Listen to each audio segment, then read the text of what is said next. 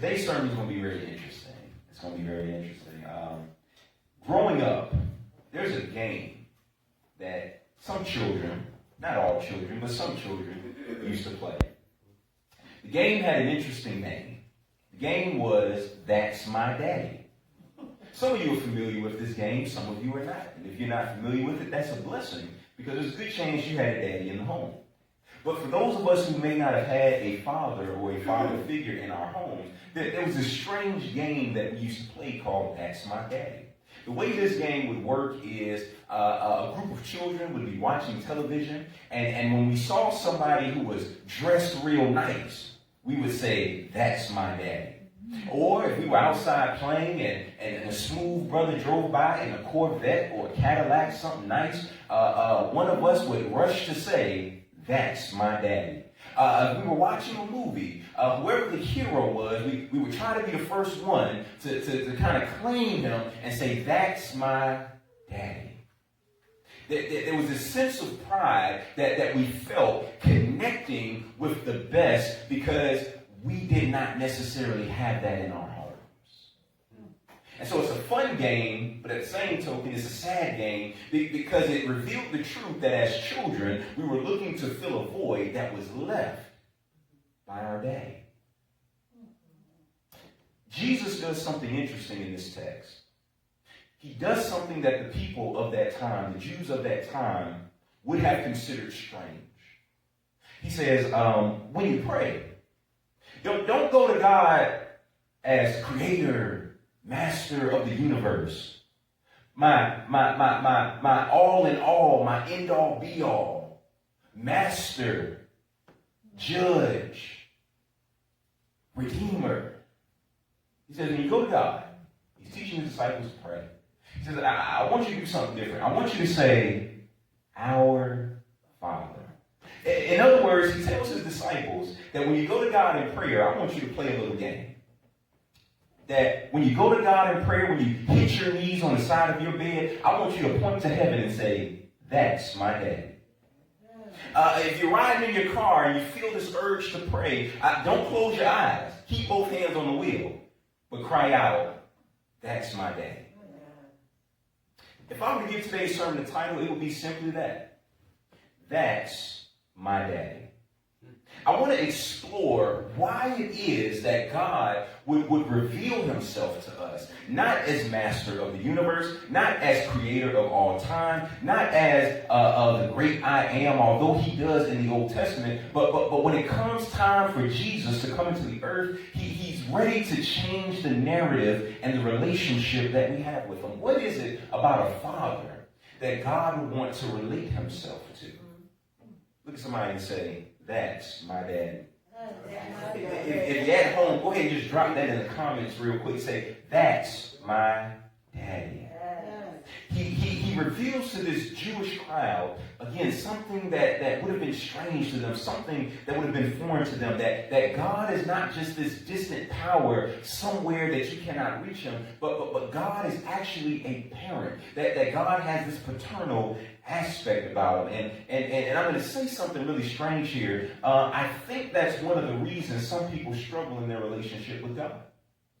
I want you to think about it. Again, I just told you that as children, we would play this game called That's My Daddy in an attempt to fill this void that we had. And I would argue that there's some people who struggle in their relationship with God because he reveals himself as Father. For instance, there are some people who, because their first encounter with a father was absence, they struggle to accept God as Father.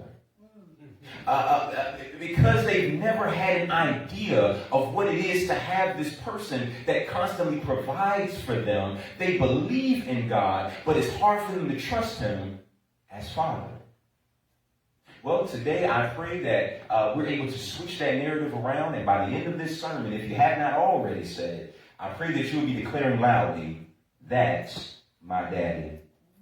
Again, what is significant about God being revealed to us as what the Hebrews would say in Aramaic, Abba. Somebody say Abba. Abba. That it's a term of endearment. It's again likened to the English word daddy. It's not just father, but it's more intimate than that. He reveals himself not just as father, this dignified title, but rather Abba, something that a child would cry out to their father, to their daddy, to the one that they love the most. I'm going to give you just a couple of reasons I believe that God would reveal himself as Abba. Can I share some statistics with you real quick? Because again, I'm thinking about God, why in the world would you reveal yourself as Father? Why would you reveal yourself as Abba? And so I started doing a little homework, and statistically, and women, don't be offended by this, but I just got to toot our horns a little bit here. Statistically, it is proven that if a father is in the home, his children are less likely to be incarcerated. If a father is in the home, his children are less likely to become dependent upon substances, i.e. alcohol, i.e. drugs. That's what a father's presence does. Not only that, but statistically, it's proven statistically that when a father is in the home, his children will do will do better educationally. That they will go on to pursue higher education because the father is in the home. Statistically, if a father is in the home, his children will do well mentally and emotionally and physically. So just by a father being present, and key word there is present, because there's some fathers that are in the home but they ain't present. When a father is present, it literally shapes the mental, emotional, and physical health of his children. Which makes me wonder about some of these sisters out here who be like, I don't need a man. Because statistically proven, your children do better when there's a man. Statistically proven, things go greater for your household when there's a man there.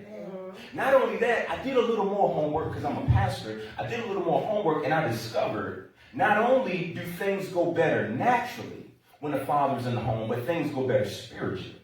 See, when mom goes to church, it's proven statistically that the children are maybe about 40 to 50% likely to go to church. But watch this. When a father goes to church, his children are about 93% more likely to go to church. It's something about a father's presence that changes things, that sets a foundation, that gives a framework that makes our lives better. Somebody say, life is better with daddy.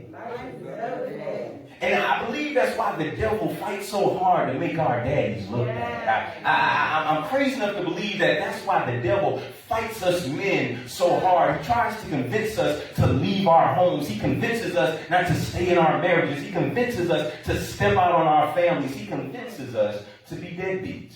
Because there's power in the presence of a father. And this is why I believe God introduces himself as, God bless you, my brother. I believe that he introduces himself as Father.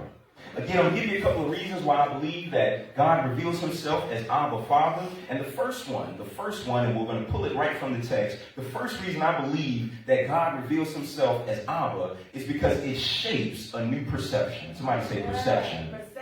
It shapes a new perception. It shapes a new perception. What do I mean? The Bible says, after this manner, therefore pray ye, our Father, which art in heaven. Now again, prior to this, you would never see the word Father in a prayer. You can go through all the old Jewish books. You will never find Father in prayer. Jesus introduces this idea of God as his paternal figure. In the Greek, it's the word pater. But, again, in the original Aramaic, it would have been the word Abba. In other words, daddy, that term of endearment. He's not just my father, but that's my daddy. I did a little homework and I discovered that God is referred to as Father only 15 times in the Old Testament. Now, there are, 67 books in the Old Testament? Out of all of those books, you will only find that term referring to God as Father 15 times. But then things change when you get to the New Testament. God is referred to as Father 65 times in the 3 synoptic Gospels. Let's take it up another notch. If you just read the book of John alone, God is referred to as Father 100 times. Now, what changed between the Old Testament and the New Testament? Well, God sends his Son into the world. And so now that he has a son that's walking around amongst us, he says, now it's time to introduce them to me as Father. And so he's shaping a new perception that I'll say it this way. Through Jesus, we discover that God is not just some great unreachable power. He's a great and reachable parent.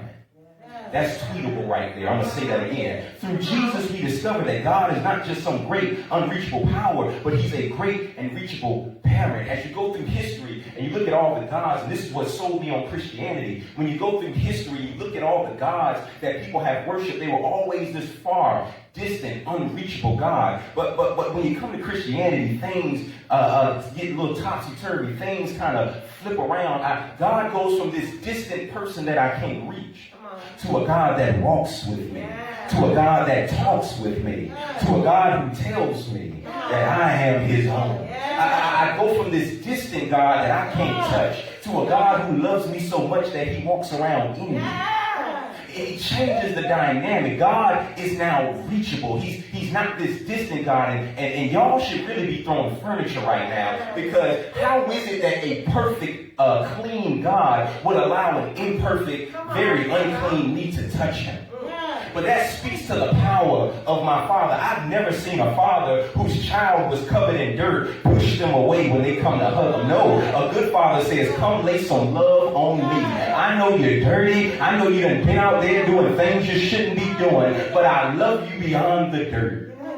He reveals himself as Father, that there's no distance I can go to get away from my daddy. There's no level of uncleanness in me that would make my Father push me away. He reveals himself as Father, this reachable parent. Now, why is this significant? Why again, does he reveal himself as Father? What's significant about him being a parent? Well, I thought about it this way. A real parent is committed to the future of their child. And I remember having a conversation with this brother, and he was like, I don't know if my daughter understands, but everything I do today is to secure her tomorrow. She doesn't agree with some of the times when I have to say no to her. But every no that I give her today is securing her tomorrow. She doesn't understand why I push her as hard as I push her.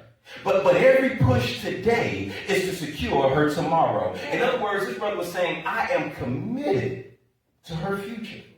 And I don't know who needs to hear that today, but there's a lot of people, a lot of devils and demons that are committed to destroying your present. But it don't matter, because there's a God that's committed to building your future. And I know you don't always understand why he does what he does. I know you don't like it when God tells you no or not right now. I know you don't like it when God pushes you in areas you don't feel comfortable in. I know you hate it when God says go get it right with this person, even though they were the troublemaker. But God is letting you know that everything I'm doing today is to secure your tomorrow. I am committed to your future. Watch this, even when you're not. See, one thing about a good parent is more committed to your future than you are. See, we'll do all kinds of ratchet stuff to get ourselves in trouble. And even when we're seemingly throwing our future away, a good parent is working on the back end to make sure that the mistakes I make today don't destroy my tomorrow. I'm so glad that God redeems me, that even when I could care less about my future, he's still committed to my future. He reveals himself as Father, because a father is committed to the future of his children. That the Bible says this way, I know the thoughts I think towards you, thoughts of peace and not of evil. Why? To give you an expected end. Another translation says this way, for I know the plans I have for you, plans to prosper you and to give you a hope and a future. God is committed to your future. Which means you should feel real good when you wake up every morning, because you wake up in the morning with the victory. Why can I say that? Well, if God woke me up this morning and God's committed to my future, if he knows the thoughts that he has towards me, thoughts of evil and thoughts of good and not of evil to give me an expected end, then that means I already won.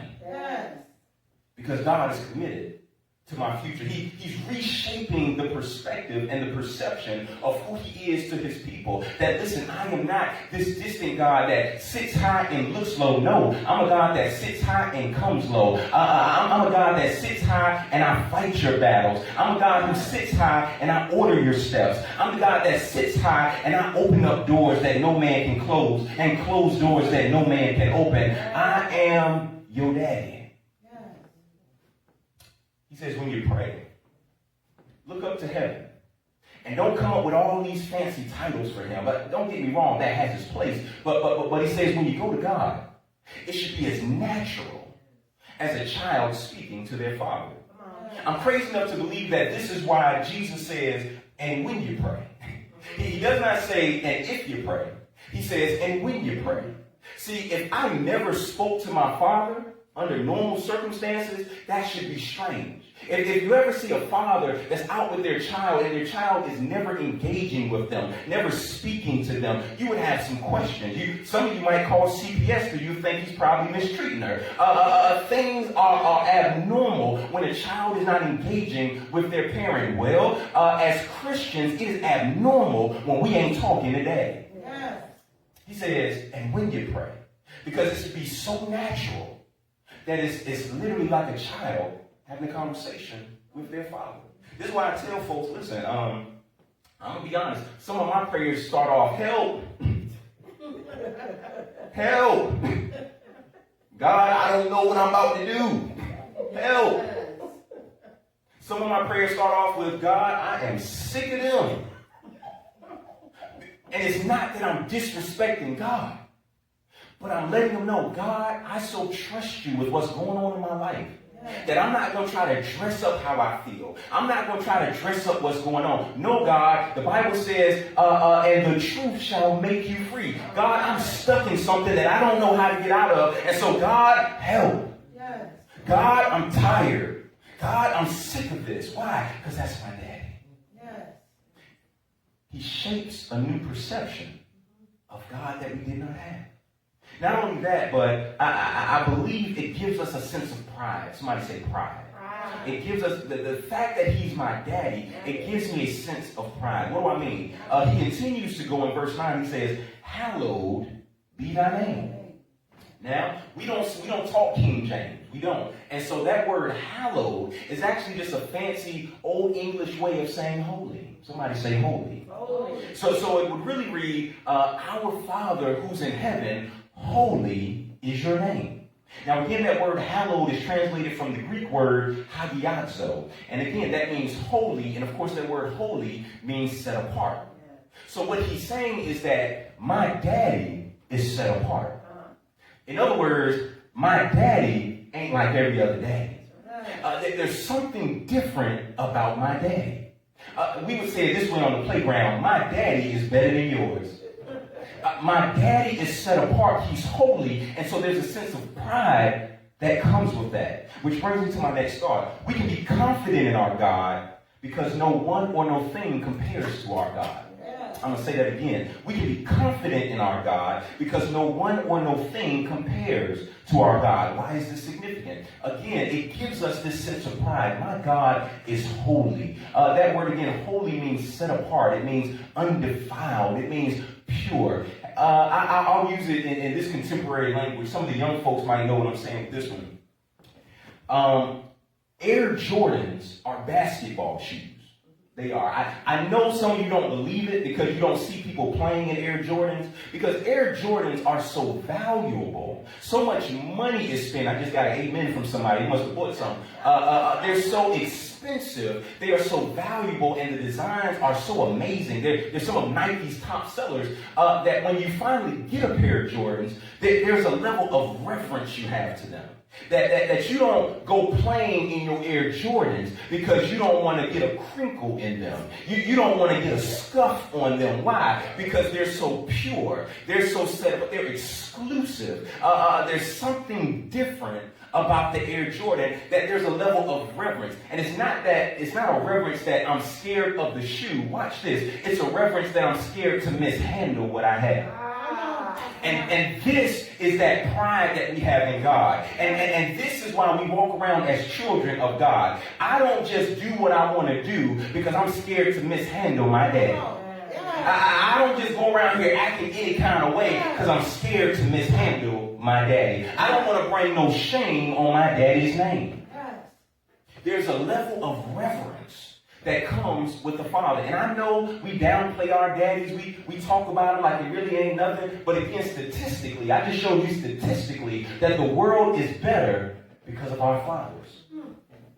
And so when you have a good daddy, there's a level of pride that comes with that. So much so that one of the greatest threats you can give when you're on the playground, if somebody push you a little too hard, if somebody step on your Air Jordans, if somebody steals your toy, some of you remember this when you said it yourself. One of the first things you'll say if you're blessed to have one, I'm going to tell my daddy. Now what's funny about that threat is they don't even know your daddy. But you say it like they should know. In other words, put some respect on my daddy's name. I know you don't know my daddy, but you don't want me to tell my daddy because my daddy is the baddest. My daddy is the smartest. My daddy is the fastest. My daddy is the best. There's a level of pride that comes with knowing that God is not just my God. That God is my daddy. And there's no one that compares to my daddy. See, as a child, growing up in those formative years, you don't know any man stronger than your daddy. Growing up in the formative years, you don't know nobody smarter than your daddy. And so you walk around with this confidence in your father that's unheard of. Because in your eyes, your daddy is unstoppable. And this is the level of faith that God invites us to have in him. That the same way a child who only knows their father as the best, as a child who only knows their father as the strongest, as a child who only knows their father as the smartest, this is the confidence I want you to have in me. That I am God, and beside me there is none. I'm your daddy. And you should have a level of confidence in me that if you tell anything or anyone I'm going to tell my daddy, you should know that I'm going to take care of it. Some of you got to go home, reach in your mailbox, look at them bills and say, I'm going to tell my daddy. Some of you got to go to some of them folks in your life that keep your name in their mouth and say, I hear you and I'm going to tell my daddy. Some of you got to walk in your office tomorrow if you have that benefit or hop on that Zoom meeting and say, you keep trying me, I'm going to tell my daddy. There's a confidence that we have with God as our Father. It gives us a sense of pride. That there's a reverence, that I don't want to mishandle his name, so I don't live any type of way. I don't just do anything because I don't want to mishandle him, but also I have a confidence that if I call, he's going to answer.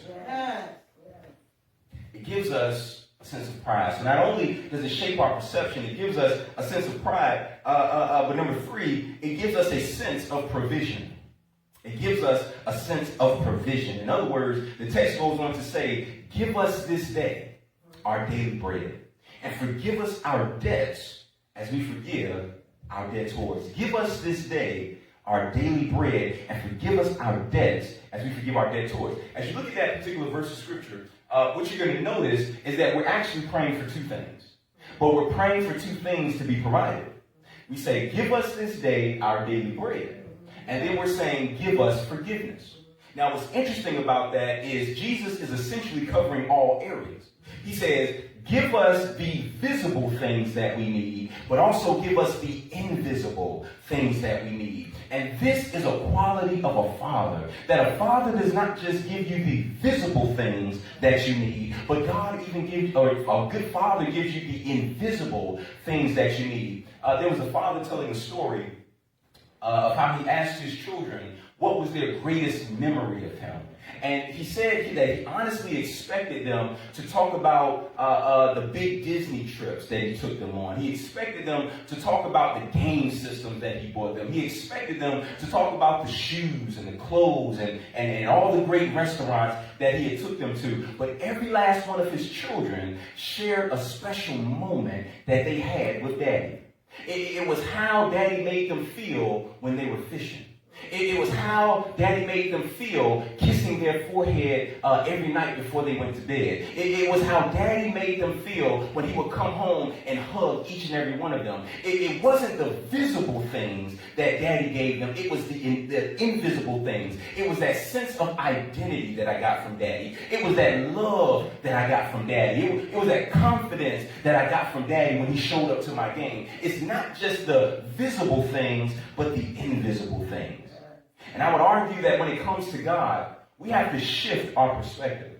We have to also shift our prayers, because when some of us pray and we go to Daddy, we got a long list of visible things, but we never bring him our invisible things. And here's the thing, when we do that, we limit God. We limit this invisible God to these visible things. Which brings me to my next thought. Many of us would be less stressed if we stopped focusing on our limited resources and started focusing on our limitless relationship with God. I'm going to say that again because that's a mouthful. Many of us would be less stressed if we stopped focusing on our limited resources, what we can see, and started focusing on our limitless relationship with God. One of the things I discovered, and correct me if I'm wrong, maybe you're the exception, but as Job said, naked we came into this world.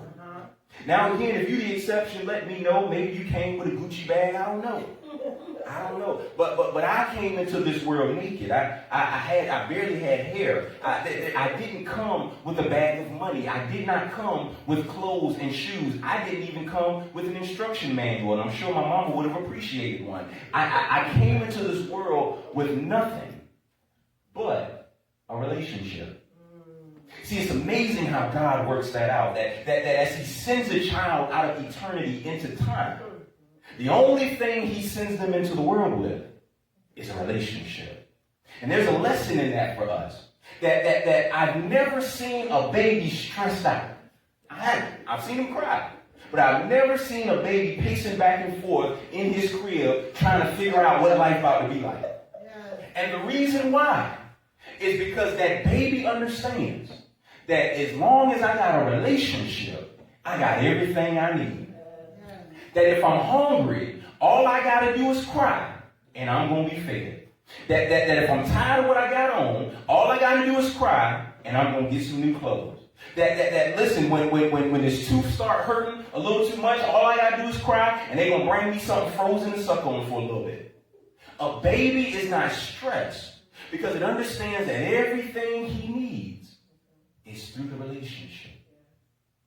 The Bible says something very interesting. It says, and he shall apply all our needs. Now watch this. Some of you put an S on that, but if you read the Bible, ain't no S. It says he shall supply all my need. Singular. Why? Because I only need one thing. A relationship with my Daddy in heaven. And as long as I got a relationship with God, I got everything that I need. If we would grasp that concept, that everything I need is not in a place, everything I need is not in a person, everything I need is not in a possession, but everything I need is in my relationship with God. And if I seek ye first the kingdom of heaven and his righteousness, all these things shall be added unto me. I only got one need. And many of us are stressed out because we're chasing needs. When if we would just get the need, we have everything we need. I've never seen a baby stressed out because a baby understands what we've outgrown. That as long as I got a connection to the Father, I got everything that I need. That God hears the cries of his children. And watch this. If I start crying out to him, instead of calling Pookie to hold $20, I could probably get something a little more sustainable because Pookie gonna keep running out of money. But my God owns cattle on 1,000 hills. My God says the earth is the Lord and the fullness thereof, the world and they that dwell therein. Everything that is owned by him. Come on. So why am I going to folks with limited resources when I got a limitless relationship with God? It shapes our perception. Not only does it shape our perception, it gives us a sense of pride, but it also gives us a sense of provision. Everything I need is in my relationship. Somebody say, I only got one need. See, the devil has convinced you that you have multiple needs. No. I got one need. Everything else is a bonus. Because if I can get God, I got everything that I need. Eyes have not seen, ears have not heard, neither has it entered into the hearts of those what God has for them that he loves. I got one need. And so it gives me a sense of provision. That I don't have to walk around life feeling like I don't have enough. No. If I got God, I got more than enough. In other words, it don't matter what's in my bank account, what's in my account in heaven. It don't matter who's around me on earth, who I got in heaven. This is why Jesus wants them, listen, don't store up treasures for yourselves here on earth, but store up treasures in heaven where moth can't destroy and rust can't destroy and thieves can't break in. Somebody can rob me on the street, but they can't rob my God in heaven. It gives us a sense of provision. Not only that, and we're going to close here, it gives us a sense of protection. Somebody say protection. Verse 13 says, and lead us not into temptation, but deliver us from evil. For thine is the kingdom and the power and the glory forever. Amen. I know y'all think I like to be deep when I break out my Greek and my Hebrew, but I promise you it's going to bless you. I promise you. I'm not just being deep, but it's good to know exactly what the Bible means when it says something. Because when he says, and lead us not into temptation, I'm thinking lead, like I'm following you, like I'm going somewhere with you. But I did some homework.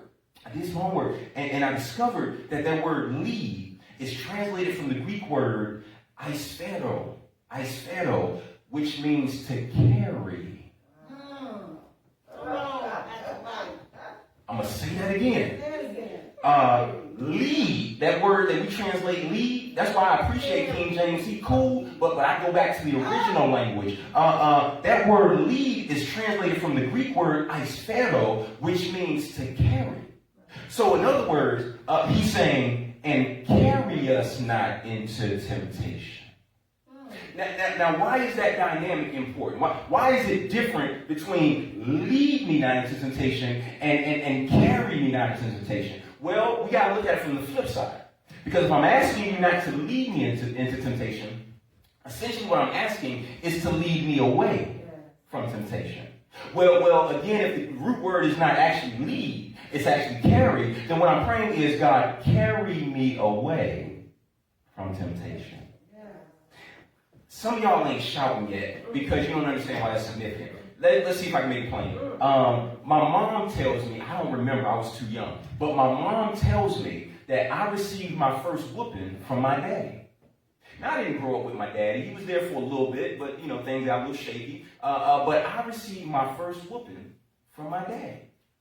Now, it kind of goes against his character. I don't see my daddy as the whooping type. He's kind of chill, laid back like myself. Even my mom agrees. It don't really seem like that's his nature. But one day, I was doing something not smart.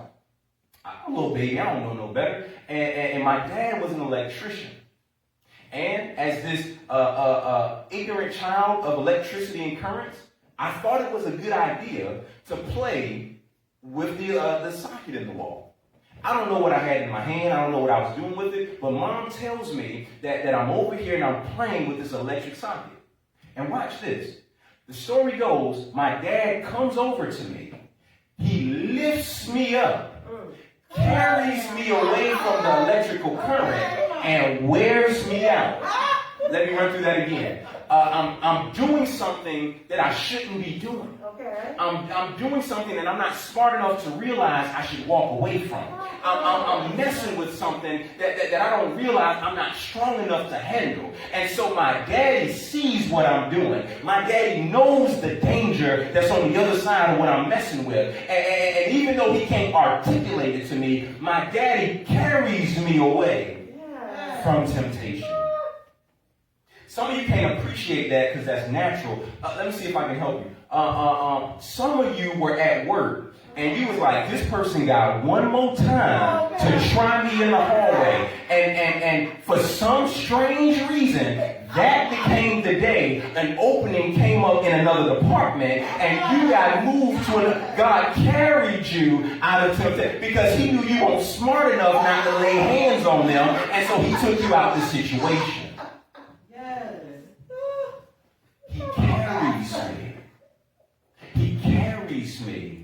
He doesn't just lead me, which is a blessing to me, because that means he's not just pointing me away from it, but my God loves me so much. He knows I ain't smart enough. He knows that I'm not strong enough. He knows that if given the right opportunity, and this is why the Bible lets us know there's no temptation except that which is common unto man, but with every temptation, he has made a way of escape. In other words, he saw the danger before I got to it, and because he knew I wasn't smart enough to leave it alone, strong enough to leave it alone, he says, child, get up over here.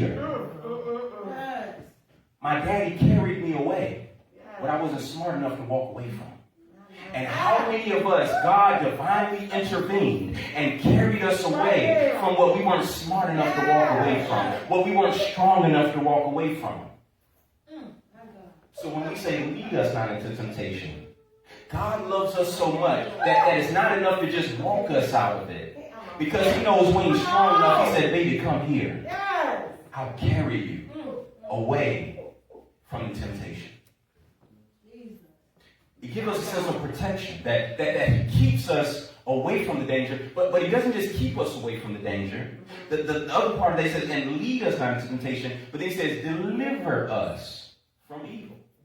Now, the word deliver is cool. I think for the most part we know what that means. But just to give a little emphasis, I went to the Greek and I discovered that deliver is translated from the Greek word ruomai. Ruomai. And it means to rescue or draw near to oneself. Changes the dynamic. I'm going to say that again. So it's not just deliver, but it's to rescue me by drawing me to you. So in essence, what we're praying is, and carry us not into temptation, but rescue me by calling me to you. Yes. Listen, I promise I ain't being deep. It adds a level of oomph to it that King James ain't doing no justice. Why is this significant? That is not just deliver, but it's rescue by drawing to oneself. There was a daughter, a young lady. She fell into this deep, dark hole. And when she fell down, it was at a slope, and so she rolled down, and she lost her way. There was no light. She couldn't see anything. Her father came outside, and he's calling out to her, daughter, daughter, where are you? Daughter, daughter, where are you? Daughter, daughter. He's walking all around the yard. He can't find her. And finally, he hears a faint voice. And so he walks over to the hole that she fell in. Now, the problem is, Dad is too big to get into the hole. But his daughter is small enough to come out of the hole. The problem is, it's dark, and she can't find her way in the hole. And so Daddy says, listen, I'm going to keep calling out to you. And as I call out to you, you keep calling out to me. And as you hear my voice, I want you to come in the direction of the voice. I know you can't see anything right now. Somebody will catch this in a minute. I know it's dark where you are. I know you feel lost. I know there's no light where you are. I know you've fallen further than you've ever fallen before. I know you feel like you can't climb out of this situation. I know the fall hurt you on the way down. But as long as you can hear my voice, come. Come. Come. And so this father keeps calling out to his daughter, and she can't see anything, but she's following the voice. And the voice is getting higher, and the voice is getting higher, and the voice is getting higher. And finally she sees some light. And the voice is getting higher, and the voice is getting higher, and the light is getting brighter and brighter and brighter. And she starts climbing up the place that she fell. And he's calling out. You don't see her. He's calling out. And she's climbing. She's clawing. She's climbing. And she's crying. She's like, Daddy, it hurts. I'm in so much pain. I'm getting close, but I'm getting tired. And he says, baby, I know, but as long as you hear my voice. Yes, Lord. Thank you, Jesus. And when she got as far as she could go, Daddy reached down and put his arm in as far as he could reach. Yes. And he pulled her the rest of the way. And some of you can't appreciate that story because you ain't never failed before. Some of you can't appreciate that story because you've never been in a dark place.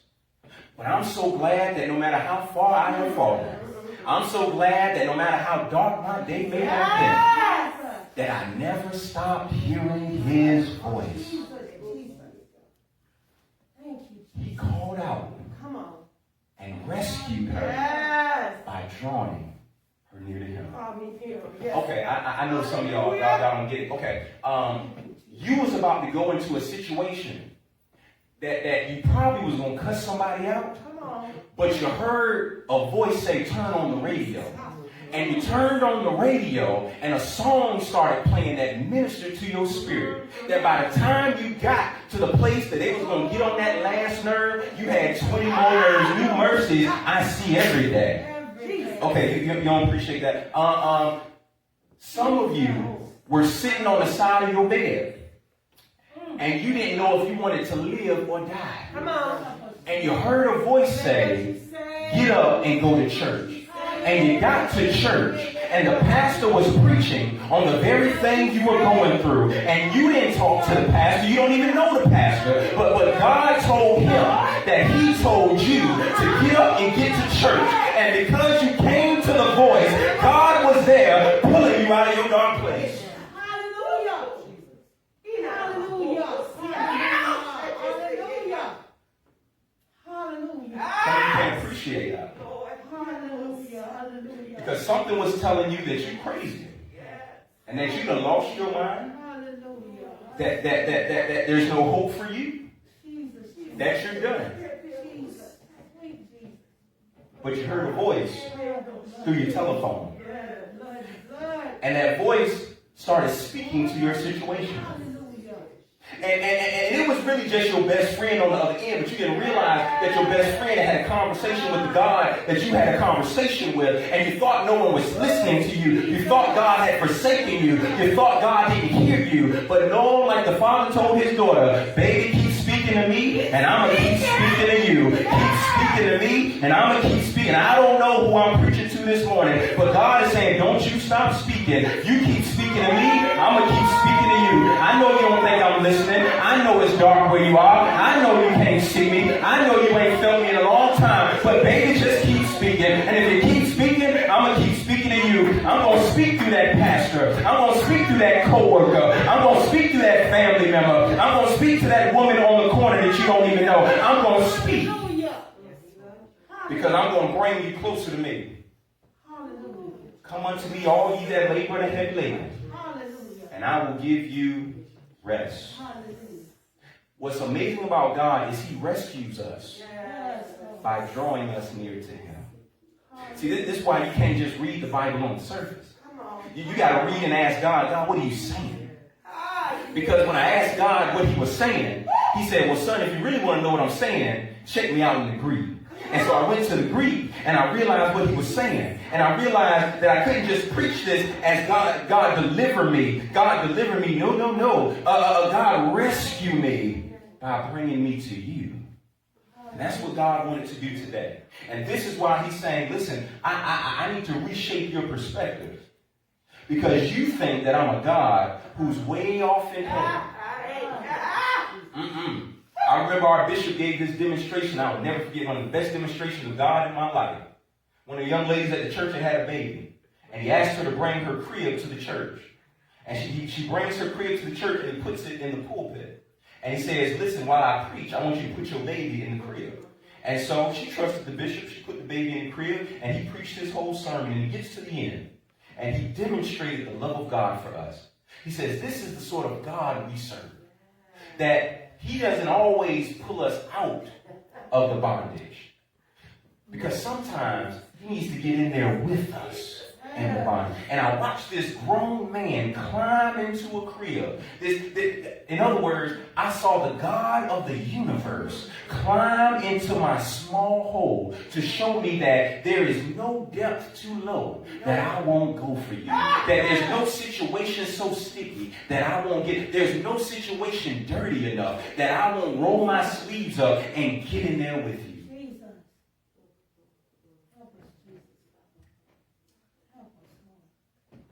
It gives us a sense of protection. That as long as I can hear his voice, and as long as I keep allowing God to hear my voice, that eventually I'm coming out of here. Yea, though I walk through the valley of the shadow of death, I will fear no evil. Why? For thou art with me. Thy rod and thy staff do comfort me. That if I keep walking and talking to my daddy, that I'm coming up out of this. And I don't know who I'm encouraging this morning, but I want you to know that God is not this distant power. You can say with the same pride of me and the other little kids who used to play our game, that's my daddy. When he makes a way out of no way, don't just say thank God. Say that's my daddy. When he turns a situation around that you didn't think he was coming out of, don't just say thank God. Say that's my daddy. When that bad diagnosis that you go back to the doctor for and the test come back negative, don't just say thank God. Say that's my daddy.